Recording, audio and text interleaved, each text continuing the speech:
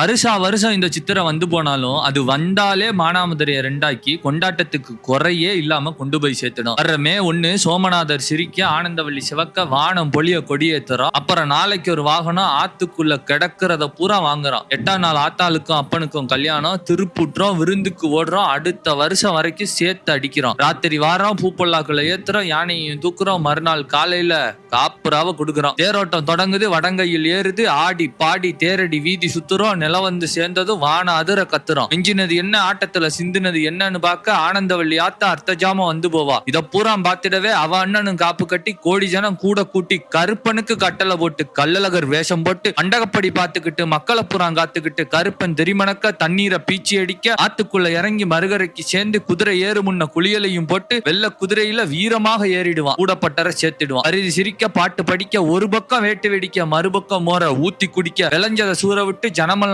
காத்து நிக்க, கண்ணுல தண்ணி தேங்கி நிக்க, வெள்ள பரியில பூமியை அளந்தவன் பிரம்மனை படைச்சவன் கரை வந்து சேரவும் கோவிந்தா கோஷத்துல ஊரு ஒன்னா சேர்ந்துரும். ஆத்துல இறங்கி 1000 முன் ஏறி அப்பன் பெருமாள் கோயில் சேர்ந்துரும். மறுநாள் சேஷவாகனம் ஏறி முனிவர் சாபம் தீர்த்திரும். ராத்திரி நிலாச்சோறு பார்த்து கருடன்ல கிளம்பி நகர்வலம் போயிரும். இரவு பூரா தசாவதாரம் காட்டிரும். மறுநாள் கிளம்பி சத்தரை சேர்ந்து மண்ணு குளிர மனம் குளிர அடுத்த நாள் அபிஷேகம் பார்த்து உடம்பு முழுக்க சந்தனம் சேர்த்து கோயில் திரும்பிடுவேன். அண்ணனும் தங்கச்சியும் போட்ட ஆட்டத்தை அடுத்த வருஷம் வரைக்கும் நம்ம மனசுல நிறுத்திடுவேன்.